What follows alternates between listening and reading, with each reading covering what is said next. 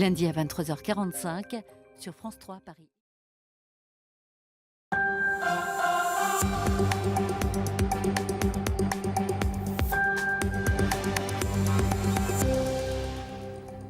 Bonsoir à toutes et à tous, soyez les bienvenus dans cette première partie du 19-20. L'actualité à Paris, en Ile-de-France, nous conduira sur le pavé parisien entre la gare de l'Est et la Bastille. Ils étaient plus de 30 000 à défiler contre le gouvernement cet après-midi.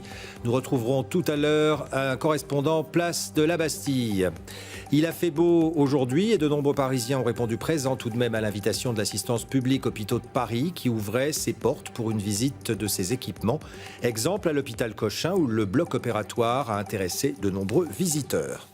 Au cinéma, elle nous émeut depuis plusieurs décennies. Elle a inspiré de nombreux réalisateurs. Une nouvelle corde à son arc, la chanson, avec un premier album très réussi avec Alex Baupin. On se demande d'ailleurs pourquoi elle n'a pas chanté avant.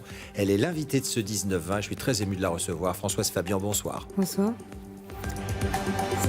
Mais commençons avec la marée populaire, cette manifestation organisée un peu partout en France aujourd'hui. À Paris, le rassemblement est parti de la gare de l'Est en début d'après-midi pour rejoindre la place de la Bastille. La dispersion a commencé il y a 1 heure. 65 organisations, partis de gauche, associations et syndicats dénoncent la politique d'austérité du gouvernement. Sur place, Fernando Malverde avec Nicolas Métoer. Ce n'était peut-être pas la grande marée attendue, mais tous les mécontentements contre la politique d'Emmanuel Macron étaient au rendez-vous. Une soixantaine de syndicats, d'associations, de partis politiques de gauche ont défilé dans le calme et sous le soleil. Cheminots, salariés du secteur de la santé, étudiants, la diversité des causes et des mobilisations en cours se sont exprimés. Non, c'est pas un baroud d'honneur. Non, on tient notre statut, on tient la SNCF telle qu'on la voit là, en l'améliorant. Avec quel argent la ministre et dans quelles circonstances la ministre elle va pouvoir économiser 980 millions d'euros sur le dos des hôpitaux? Si on prend les valeurs de la République, liberté, égalité, fraternité, tout le principe de liberté et d'égalité est bafoué avec la mise en place de la sélection à l'université. Au-delà des critiques contre Emmanuel Macron, les initiateurs du rendez-vous voulaient aussi rappeler qu'une autre politique est imaginable. Il y a 60 à 80 milliards d'évasion fiscale par an en France. On nous dit qu'il n'y a pas d'argent magique. Alors en faisant un effort sur l'évasion fiscale, on pourrait retrouver des budgets pour financer les EHPAD, la santé, les services publics. Pour la première fois, le mouvement social et les partis d'opposition ont essayé de converger. Ils veulent croire que les alternatives politiques finiront par fructifier. C'est une démonstration de force de toute l'opposition populaire à Emmanuel Macron, qu'elle soit syndicale, associative, politique et surtout citoyenne. C'est frappant de voir comment il est doux avec les puissants et sévère et dur à l'égard de ceux qui osent émettre la moindre critique. C'est comme si le génie national se concentrait dans sa toute petite personne. Parce qu'au bout du compte, ce mépris-là marque la réalité d'une toute petite personne. Avant même cette manifestation, le chef de l'État a déjà annoncé qu'il ne changerait pas de politique. D'autres rendez-vous sociaux sont déjà prévisibles. Et on craignait cet après-midi des débordements. Le bilan de cette journée avec sur place, place de la Bastille, Hugo Peffnet.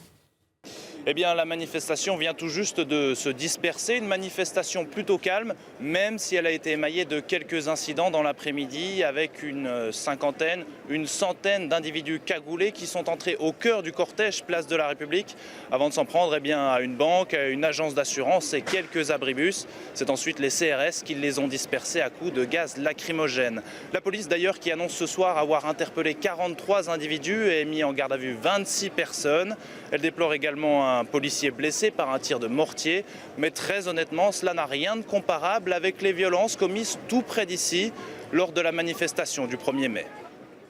Et justement, un climat social tendu dans différents services publics. L'une des dernières agences clientèle EDF vient de fermer ses portes à la Courneuve en Seine-Saint-Denis. Aussi pour protester contre cette fermeture, des agents CGT ont occupé la boutique et accueilli les clients pendant 3 jours. Reportage de Geneviève Faure avec Olivier Badin. Bonne surprise hier pour les habitants de la Courneuve. Alors que depuis le 1er mars, l'agence EDF a fermé ses portes, pendant 3 jours, elle a fonctionné presque normalement. Et il y a cette facture-là. D'accord. Et j'ai le chèque de... Qui est là, 144 euros. 144 euros. À l'accueil, ce sont des agents EDF Enedis syndiqués à la CGT. Ils revendiquent le maintien d'une boutique et occupent donc les lieux depuis 3 jours en s'efforçant de répondre aux demandes du public. On avait une agence à Drancy qui est fermée, ça fait pas mal de temps. Et là, j'ai des places à la Courneuve et maintenant, si ça ferme, c'est un problème majeur. On vient ici, on s'explique avec les agents. S'il y a un problème majeur, on peut trouver un arrangement tout de suite avec. Mais s'il n'y a personne, il n'y a qu'une boîte aux lettres, on ne peut pas parler avec une boîte aux lettres. Avant la fermeture de l'agence, on comptait ici entre 100 et 150 clients chaque jour. Mais il n'existe désormais plus une seule agence en Seine-Saint-Denis, ni même dans toute l'Île-de-France pour les clients Enedis. Maintenant, tout doit se régler par téléphone ou par Internet. On voyait les gens qui étaient tout le temps désemparés. Il y a plusieurs usagers qui sont venus et qui nous ont dit, moi j'ai téléphoné, ils m'ont dit, trouvez quelqu'un qui parle français parce que moi je vous comprends pas, rappelez-moi plus tard. Et ils raccrochent. Les gens, ils n'ont pas de courant, ils sont dans la merde. Comment ils font? Ils venaient ici, ils trouvaient, il y avait 4 personnes d'accueil, plus la personne à l'entrée, qui prenait en charge et prenait en compte tout ça. Chez EDF, on répond que sur les 5000 conseillers téléphoniques, 300 sont dédiés au public en difficulté. À la Courneuve, les habitants sont confrontés à d'autres fermetures de services publics, comme l'un des bureaux de poste ou la trésorerie municipale. Les 39 hôpitaux de l'assistance publique hôpitaux de Paris ouvraient leurs portes au public aujourd'hui, l'occasion de découvrir les coulisses et de rencontrer les professionnels qui y travaillent. L'hôpital Cochin ouvrait son bloc opératoire. Découverte avec Aude Blaché et Johan Dorion. C'est un lieu dans lequel on ne pénètre pas d'habitude, à moins d'être soi-même le patient. Voilà, on passe de l'autre côté de la porte, effectivement, et donc voilà, il fait meilleur. L'unité de chirurgie ambulatoire de Cochin a ouvert il y a seulement 2 mois et se visite comme dans un musée. Alors ici, c'est formidable à Lucas parce qu'on leur met des casques avec de la musique. Et donc, ils ont leur casque en attendant l'anesthésie générale. Et puis ensuite, donc, on emmène le patient au bloc. Et donc là, vous rentrez dans le bloc opératoire. En fait, vous voyez que c'est organisé en différents modules, mais que tout est centré autour du patient qui est allongé ici. Des salles d'opération aux cuisines, en passant par la blanchisserie, ces portes ouvertes sont l'occasion de découvrir les coulisses d'un hôpital. C'est un peu la tendance du tourisme industriel, du tourisme comme ça, des visites un peu autre chose que le culturel, de voir un peu les conditions de travail des gens. Et puis, effectivement, peut-être qu'un jour je serai opéré, je ne le souhaite pas, mais peut-être, on ne sait jamais. L'occasion aussi de rencontrer le personnel soignant et de casser quelques clichés. Les gens se font des idées, je pense, sur les blocs opératoires. Ouais. Comme quoi? Comme il fait sombre, on va me transbahuter d'un point A à un point B sans me parler, en courant à moitié. Non, c'est pas ça. C'est difficile à comprendre, l'univers hospitalier. Il faut le démystifier. Et les journées portes ouvertes, c'est pour cela. Et en même temps, on fait de la prévention, on fait les gestes qui sauvent. Créées il y a 5 ans, ces portes ouvertes font le plein. Plus de 700 visiteurs aujourd'hui, rien qu'à Cochin. Peut-être qu'un jour, je serai patient. Et si vous voulez, je serai moins inquiet que quelqu'un qui ne vient pour que la première fois là-dessus, qui a un stress particulier. L'an passé, les 39 hôpitaux de la PHP ont traité plus de 10 millions de patients, un nombre qui ne fait qu'augmenter. C'est parti depuis hier. Les Parisiens âgés d'au moins 15 ans sont invités par la ville de Paris à voter pour ou contre le plan climat voté en mars et destiné à lutter contre la pollution. 115 urnes sont placées un peu partout dans la capitale, ici rue de Charolais, près de la gare de Lyon, dans le 12e arrondissement. Pour cette votation citoyenne qui est organisée donc par la mairie de Paris, vous avez jusqu'au 3 juin pour faire entendre votre voix. Opération citoyenne de protection de l'environnement au niveau du pont de l'Alma. Les Parisiens étaient invités, alors là, cette fois, à ramasser les déchets accumulés sur les berges. Cette initiative était organisée par la fondation Surfrider et le chef étoilé Christian Le Square. Reportage de Valentine Poncy et Emmanuel Hunzinger.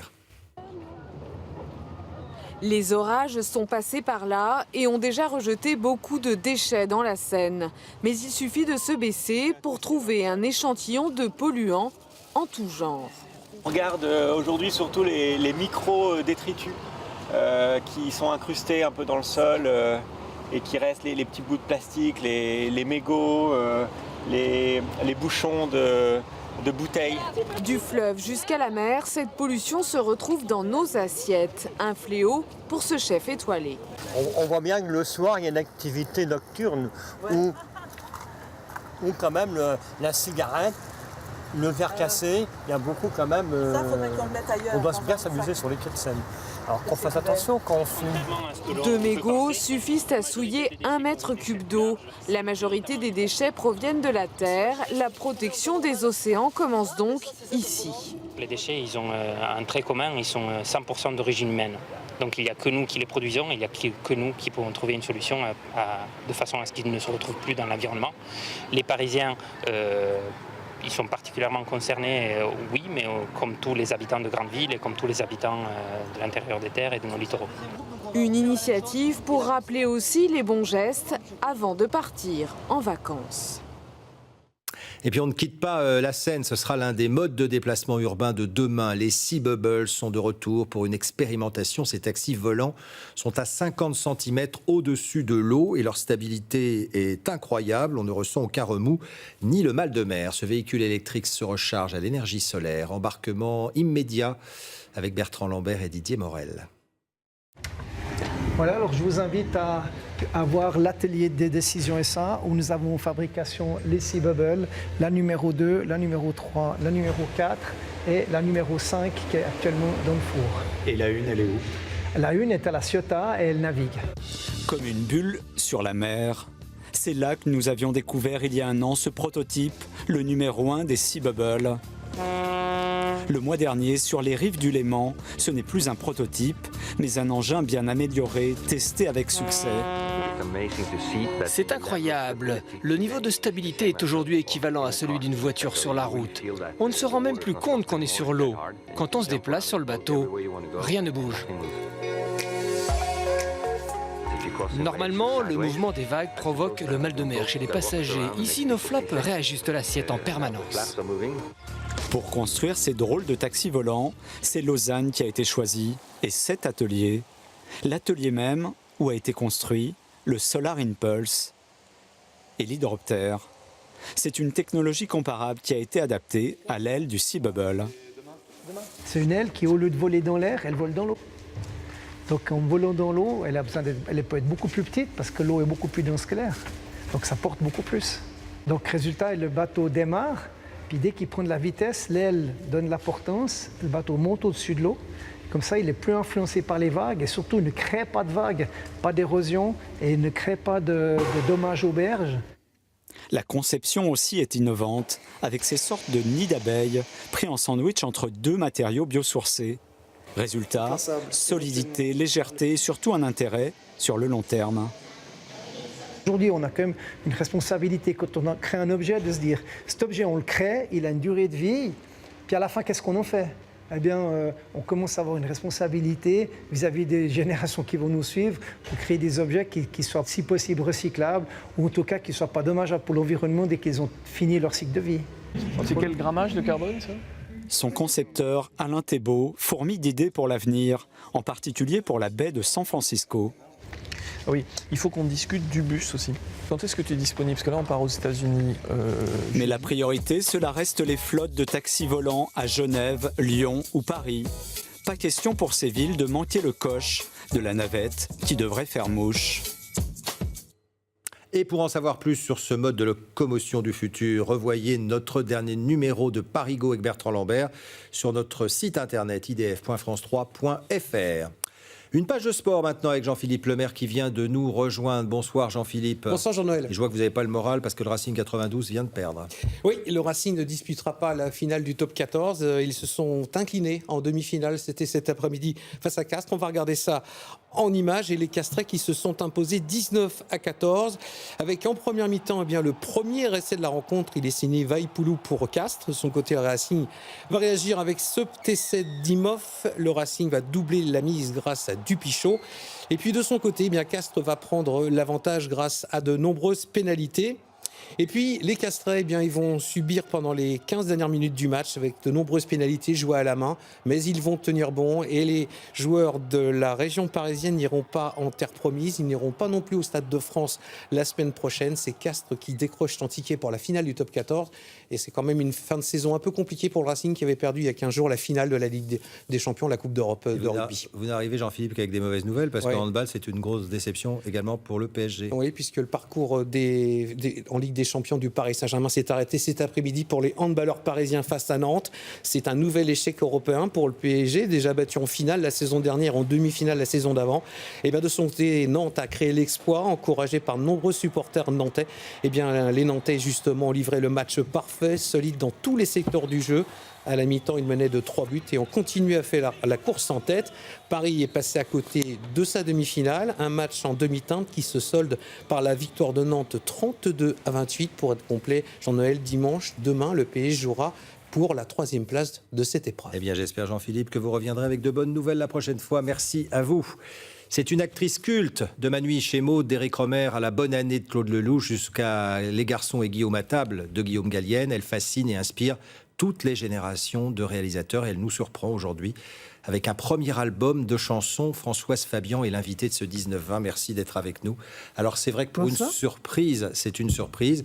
Il est vrai que vous êtes bien entouré pour cet album, puisque c'est Alex Baupin, et c'est une rencontre essentielle pour faire ce disque. Oui, mais je ne l'aurais pas fait si je n'avais pas fait cette rencontre-là. Parce que Alex Baupin a beaucoup de talent. Et j'ai connu par lui des gens qui ont un énorme talent, dans lequel j'avais très confiance. Je connaissais aussi des gens qui ont eu la gentillesse et j'ai eu le bonheur d'avoir aussi des auteurs qui voulaient travailler pour moi. Donc ça s'est passé sous des auspices assez jubilatoires parce que ça n'a pas été difficile, ça n'a pas été laborieux du tout. Ça m'est arrivé comme ça, par une espèce de chance qui m'est tombé du ciel avec Alex Baupin. Alors, on écoute un extrait, Françoise Fabian, de cet album. Il faut rappeler que les auteurs, c'est Vincent Delerme, La Grande Sophie, Julien Clerc ou Charles Aznavour. Vous êtes donc intergénérationnel. On vous regarde et on vous écoute chanter en studio. Je ne chercherai plus, non, ce qui a pu me plaire en vous.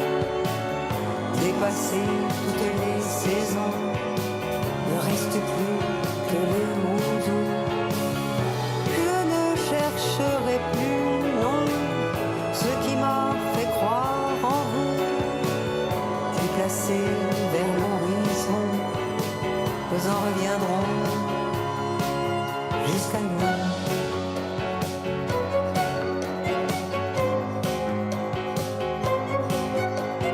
Toutes ces choses que j'aime, tant de choses que j'aime.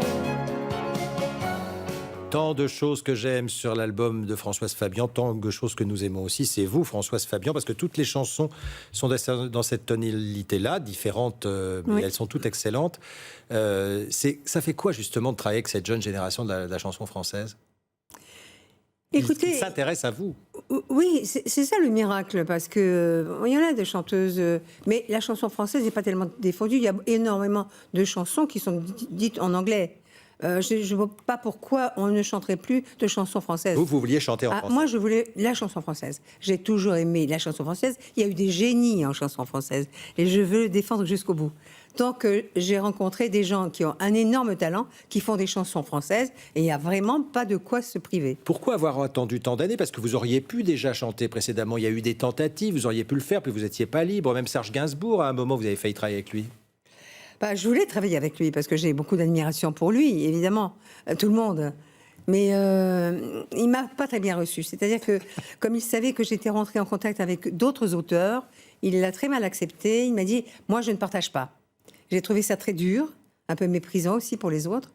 Donc, j'ai renoncé. Et puis, à ce moment-là, comme il faut quand même assez de temps et de liberté pour construire un album, j'ai eu l'opportunité de partir faire pas mal de cinéma en Italie. Donc l'album est resté comme ça en friche pendant quelques années. Et le voilà. Alors l'atmosphère de ce disque, il y a une douce mélancolie, souriante. Vous racontez des histoires. En fait, ce sont des petits films, vous l'avez dit. C'est vrai que chaque chanson est une histoire. Absolument. C'est important, ça. Il faut raconter une histoire, il faut raconter des sentiments, il faut raconter... c'est ça la poésie. Hein. Et alors, évidemment, un scénario en chanson, qu'est-ce qu'il peut y avoir de plus beau? C'est très, très gratifiant d'avoir fait ça. Pour moi, c'est très important. Je trouve que ça me manquait, vraiment ça me manquait dans ma vie. Dans mon métier, c'est une chose, c'était un vide dans ma vie. Et là, j'ai envie de le remplir, j'ai envie de continuer. On le sent, vous j'ai envie de me consacrer à ça. Alors vous serez... Vraiment. C'est dans un peu longtemps, mais on peut le dire, au mois de novembre, vous serez les 19 et 26 novembre et 3 décembre sur la scène du Théâtre des Lathénés à Paris. Et puis, il faut parler de cinéma quand même avec cette rétrospective du 2 au 9 juillet il y a une à la rétrospective à la Cinémathèque. C'est impressionnant pour vous d'être à la Cinémathèque. On peut dire votre âge, Françoise Fabian, vous avez 85 ans. Mais évidemment, je n'ai jamais caché. Non, et même quand j'aurai 90 ans, je le dirai à tout le monde. Tout le monde le saurait déjà. Moi, j'ai oublié, hein, je me suis arrêtée à 40 ans. Vous voyez que j'ai une mentalité d'une femme de 40 ans, pour laquelle tout est encore permis. Je peux rêver, non ? Merci de nous avoir fait rêver ce soir, Françoise Fabian. Donc votre album et puis surtout à la Cinémathèque pour les cinéphiles. Mais si cet album vous plaît, j'ai gagné quelque chose d'important. Merci à vous d'avoir été avec nous. Il me reste à vous donner les principaux rendez-vous demain sur notre antenne 11h30. Ce sera Dimanche en politique avec Florent Carrière qui s'intéresse aux migrants à Paris. Paname nous emmènera du côté du Quai Branly et le soir dans le 19-20, nous parlerons de la cérémonie des Molières avec son président Jean-Marc Dumontet. Très belle soirée à vous. Tout de suite Catherine Matoche. Merci de votre fidélité.